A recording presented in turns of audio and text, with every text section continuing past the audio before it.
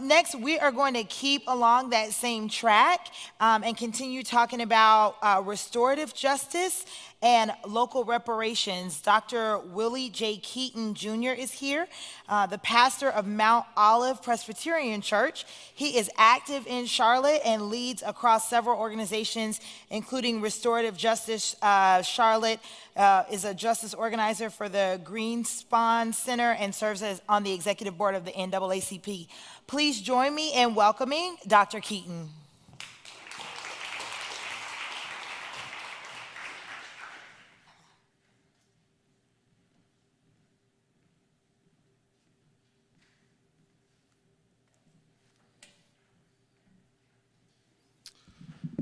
Hello, everybody. Hope you guys are doing good. Did this come off? Let's see. No, maybe not. Glad to be here. When Tim first asked me to speak, I thought this was going to be maybe like 4 or 5 people coming together, but I see this is a pretty big event, and I'm happy and honored and humbled to be here. I want to start with just a couple quick points, and that is a scripture reading I'm pretty sure you guys have heard before, and it is, "He has shown you, humanity, what is good, and what does the Lord require of you? To do justice, to love mercy, and walk humbly." You know, the requirement piece of that has always been something that has really stuck out. And so in other words, if you're going to have a relationship with God, then that requires that you do justice. And what does that mean? Well, justice in the Old Testament many times was about how the poor was treated. Amos, scripture we're all familiar with, Dr. King made famous when he said, "Let justice roll like a mighty stream." And when you look further into the context of Amos, we realize that Amos was speaking about the economics of how the poor was treated. And so doing justice in Charlotte, doing justice in areas where I've had the opportunity to serve, most of them, there was this economic oppression. There was this line that was clearly divided by class. I have been drawn to the study of the decolonization of wealth, and so I want to talk about that a little bit. Now, justice is also about telling the truth and believing God will hide and shelter you from the wicked. My grandmother used to say all the time, "Tell the truth and shame the devil." So I want to try to start, I hope get some of this right, but we're talking about decolonizing wealth in Charlotte, and what does that mean? I want to start with this. This is a quote. So statewide, the white supremacy campaign was effective. In 1898, Democrats won 52.8% of the vote in North Carolina and ousted many fusionists from office. Fusion down, and this was a quote that was in the Charlotte Observer. You guys. All right. Can this come off? Oh, okay. Maybe I gotta. There we go. Oh, and it's right there. Okay. Statewide, the white supremacy campaign was effective in 1898, and this is an important for what we're dealing with now as a culture. And we're going to do a little bit of history, but this was the headlines in the Charlotte Observer. Fusion down. Fusion was a party of black better class and white better class together. but there is this historical history of what is called the white supremacy campaign of 1898. Colonization of wealth. How did the wealth get so colonized here in Charlotte? Segregation plays a big part of that. And I'm gonna try to run through here because I know we're short on time, but if you ever have an opportunity, read the Leading on Opportunities Task Force report, and it lists segregation as a cross-cutting factor. So that means upward mobility here in Charlotte is a crisis because Charlotte is so segregated. And segregation plays a key component in the centralization of wealth. And so if you're going to talk about doing justice in Charlotte, and if you're talking about it in an authentic way, then you have to talk about the decolonizing of wealth. So the convict leasing system, that's a historical system. The criminal justice system, the privatization of prison, Bank of America, Wells Fargo, all were highly invested in private prisons, and they are both here in Charlotte, and they made a lot of money in private prisons. And we know the whole mass incarceration of African Americans, the two of the largest banks participated in that. So centralized wealth, right? So if you talk about decolonizing wealth, you have to first confess and acknowledge how wealth is centralized. So there is this system and culture here, the banking, the nonprofit, the philanthropy. Charlotte is the second largest banking center in America. They have the largest philanthropy in all of North Carolina and one of the largest in America. But if you take the time and look at the relationship between the banking, what people are calling now the nonprofit industrial complex, and philanthropy, they're all sort of, overlapping in ways that create conflicts of interest. And that's how wealth is centralized. So do a survey of some of the boards. You'll find a lot of the boards have banking members on the boards. And then if you're a nonprofit and if you're applying for grants, those grants have banking members on those boards. And I've always wondered, since when did the banking industry become specialists in most of these issues that nonprofits are dealing with?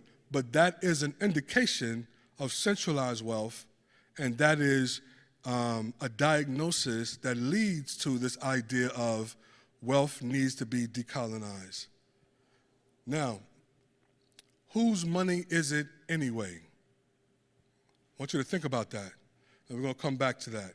Decolonizing wealth is a process of dismantling centralized riches and redistribution of equity. That's really what, again, if you're going to talk about justice, how do you avoid the elephant in the room, which says that wealth here is segregated along lines of race and class? So if you go to the Leading on Opportunities Task Force report, you have this wedge where there's all the prosperity, and then you have the crescent where there is all this poverty. And so, again, if you are talking about justice and your conversation does not involve economics and a redistribution of wealth or some form of advocacy and acknowledgement of how wealth has been accumulated, then you're really wasting everybody's time. An honest conversation about the history of wealth dating back to the early settlers of Charlotte and Mecklenburg County. Again, whose wealth is it anyway? Step 2, an honest conversation regarding the upward mobility crisis and its roots and its root causes, mainly segregation as a cross-cutting factor. Step 3, an honest conversation regarding the disparity of wealth in Charlotte and Mecklenburg County. An honest conversation and an honest examination of the racial makeup of wealth of the wealthiest nonprofits. The wealthiest nonprofits. You have, so there's like this, like I said, when you create this conflict of interest, well, you have the banking, and you have nonprofits, and you have philanthropy, and you have all of these conflicts of interest, then what you create is a monopoly. And so that means the areas that need the services the most and the people who need the services the most, they're not represented on those boards, so those services never are served in an authentic way, and then you continue to invest in these nonprofits, and everybody becomes millionaires. However, the people who needed the services never get those. Okay, an honest examination of the relationships that exist between philanthropy, banking, nonprofit boards, politics, and journalism. And who remember Baltimore? Who remember The Wire? Right? A couple people. I always found it fascinating that they included a whole season about journalism. It's very interesting, and we'll come back to that because I want to make sure. Now, a tragic tale of two cities. You have a city of poverty and a city of prosperity. Now again, if we're going to talk about justice, you have to have an honest conversation about what it is that is taking place in Charlotte. You have a city of poverty and you have a city of prosperity. You have areas in Uptown, you have Myers Park, where the average home has to be $1.5 million, maybe $2 million, but I could probably hit a 3-wood to Greer Heights, where majority of the people live below the poverty level. And I've been in places where I've seen, that kind of, on one street, you're driving and it's a street that's well-to-do, but if you make a couple lefts or rights and now you end up in a neighborhood where you gotta lock your doors, I've seen that before. I'm from Brooklyn. I worked in Philadelphia, I worked in Chester, I just came from Jersey City, but I've never seen it this close. Poverty and prosperity literally a mile apart. And I'm gonna tell you something, the only way you get a condition like that is through oppression. That's it. Because the only other option is to say, this group of people over here were entrepreneurs and they had this drive that maybe this group of people over here didn't have. And so that's why you have this disparity. But that's not true because at one time, Brooklyn and Second Ward was Black Wall Street. So you can't blame it on laziness. It's oppression.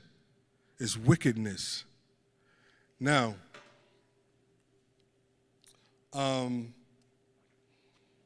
this is just some data. Look at number 4. Look at the one right there that says Charlotte. Business values. The average black business in Charlotte is worth $66,000. the average white business is worth almost $500,000. That's in Charlotte.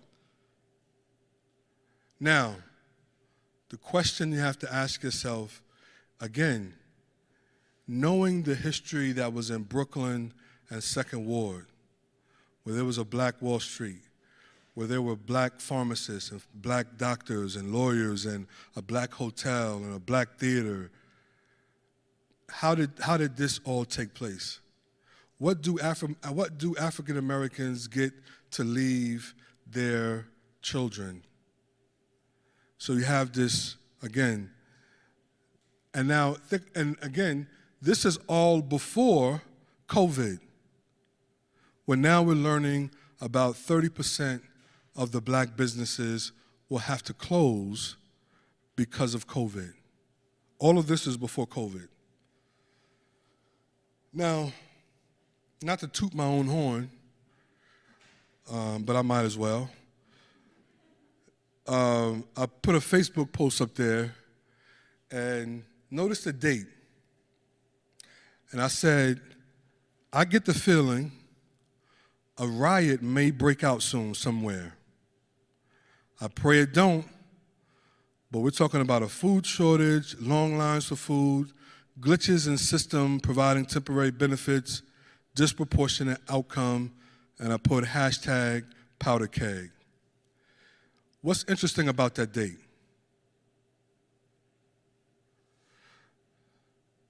It's before George Floyd. And what happened after the murder of George Floyd? There were riots everywhere. Because again, it was already a powder keg. All it needed was a spark. Malcolm X. I studied him early in my walk, and I've returned to him recently for some mentoring. He said the greatest mistake of the movement has been trying to organize a sleeping people around specific goals. You have to wake the people up first, then you'll get action. What we have here in Charlotte, and other places I've served, we have people who have been oppressed to sleep. They have been held down for so long. They don't know who to trust. The dynamics of oppression. So you have civil rights leaders and blacks fighting each other as opposed to identifying what the cause is and waking people up around the cause. All of that is the politics of oppression. And so if you're going to do justice, there has to be a way, because again, Frederick Douglass said, power concedes nothing without a demand. It never has, and it never will. So you can make all the demands that you want, but if you don't build power, nobody's going to acknowledge those demands. They will, the whole system of ignore them, and sooner or later they'll go away. But you have to build power. And the only way we can do that is to wake people up. Desmond Tutu, we need to stop just pulling people out of the river. We need to go upstream and find out why they're falling in. You see, and that's my concern. There's so much funding and philanthropy work around pulling people out of the river. And so, they'll give money for a soup kitchen, they'll give money for clothing, they'll give money for 3 or 4 months of rent. However, once those 3 or 4 months go by, the family is back making another application. That nonprofit then goes and uses those numbers to get more money, and they create this system, this machine that always needs to be fed. However, there's no funding to go upstream and say, what are the dynamics that are causing this community to always find itself in the water? That's justice. Again, New South, old blood. I think this idea of, sometimes I see Charlotte kind of positioning itself as this new city, this new southern city. However, it's tainted by some old blood. Whose money is it anyway? Remember, the second largest banking center in all of the United States, about $8 trillion. The number one philanthropy in all of North Carolina, and one of the tops in the United States, about $2.2 billion. Whose money is that? Well, think about this. The land was stolen from the indigenous people. So it's not their land. The labor was stolen from enslaved Africans who were brought here. Don't ever forget that Charlotte had a robust slavery economics here. And most of what you see in this city was built by slaves, and the economy. We're going to talk about, let me go a little bit more. All right, these are just some pictures of some of the tribes that were here. We all know Trade and Tryon. Those were two, indigenous people trade routes.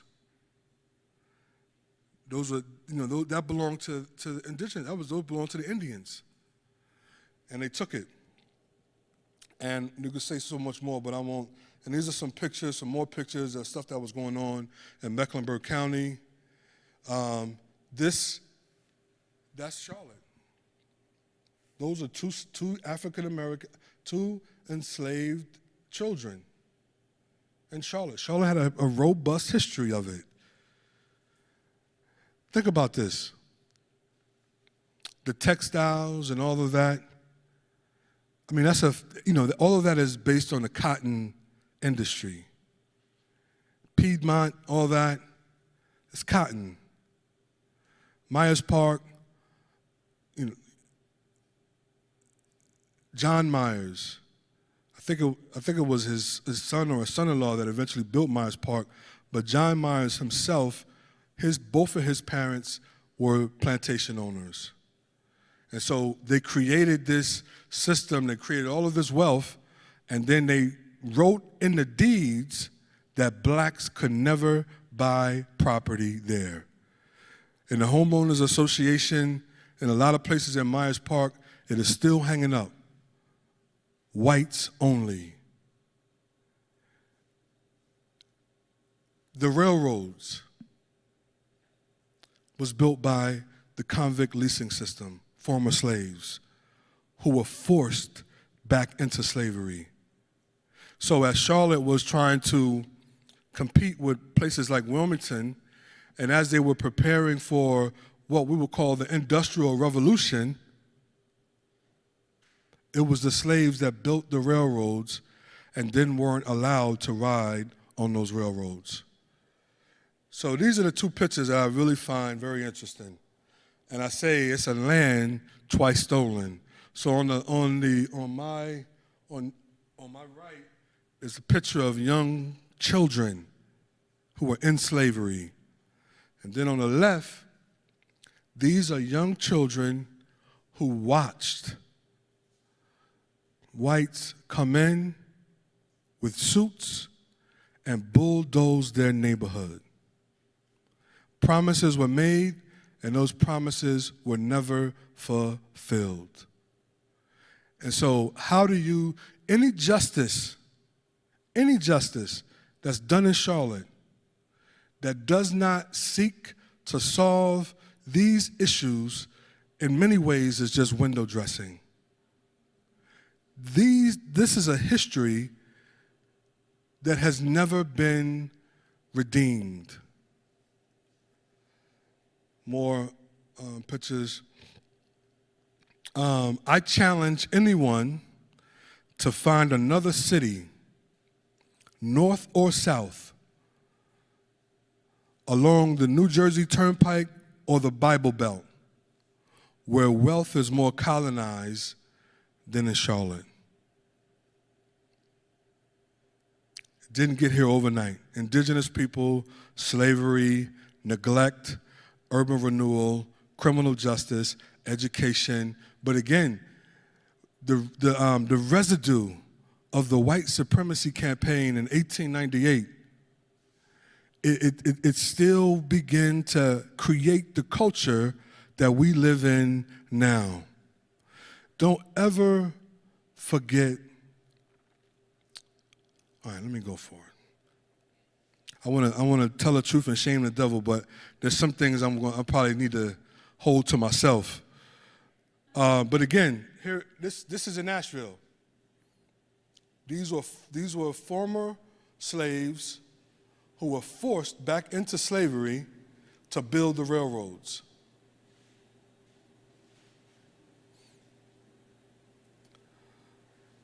And that's something about the whites only deed. That's redlining. That's the map of redlining. So not only was Charlotte, again, not only was slavery robust here, redlining was also robust.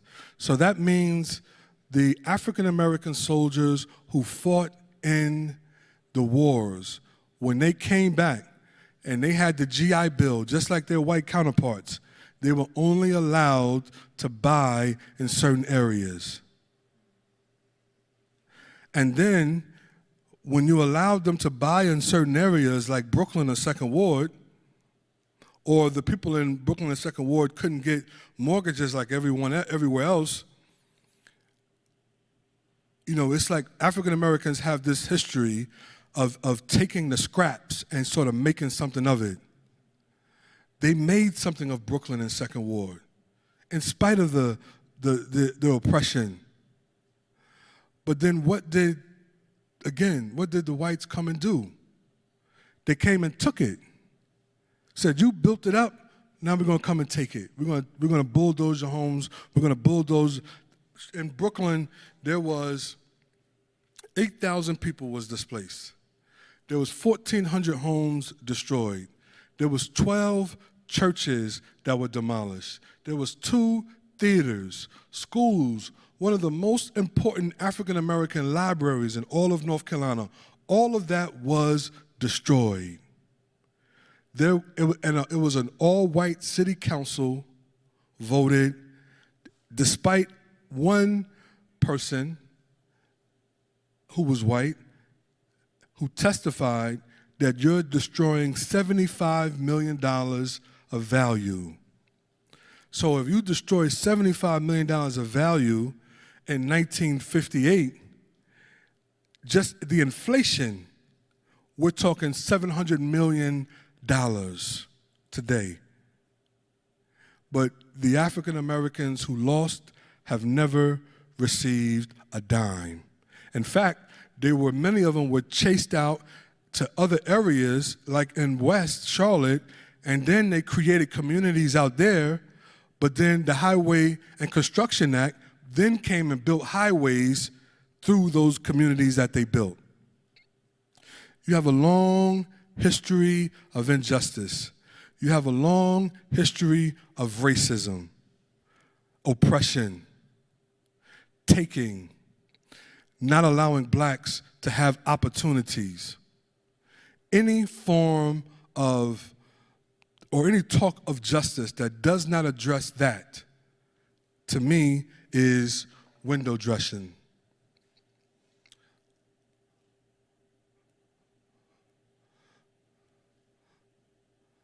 A statewide approach to white supremacy. In 1898, and this is the last thing I'm going to say. In 1898, you see the comment where it said, whites rule. That was from the Charlotte Observer. In that same year, they went to Wilmington and they burned down a black newspaper in Wilmington. And the members of the Fusionist Party who won in that area of Wilmington, who were black, many of them were killed, and many of them was thrown in the Cape Fear River, a river I used to fish at when I was a kid with my grandmother. never knowing the history. And so that is how you create insurmountable options. You take away the ability of people to tell the story, and then you write you write your own narrative. Power, right? Power is the one who has the ability to tell the story. This happened in 1898. It was an African-American man. It was the black newspaper. It was called the Daily Record. Segregation now, segregation forever. This is George Wallace. This was his sentiments, I think, as he was running for president. I think he was the governor of Alabama. And so when we get to this point today and we realize that it is segregation that has created the upward mobility problem, we can't make it seem as though, this must have just happened by accident. No. It was part of the plan. And if you're going to do justice, then we need to address that. Thank you. That's my time.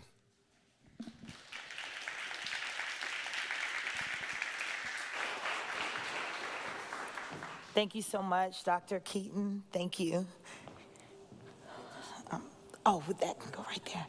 I think one of the biggest takeaways from our last two presenters is that we cannot talk about doing justice without also talk about and dealing with the issues surrounding money, and how money is treated in our city and even in our county, and the access that it gives to people. So we should keep that in mind. Thank you so much, sir. Thank you.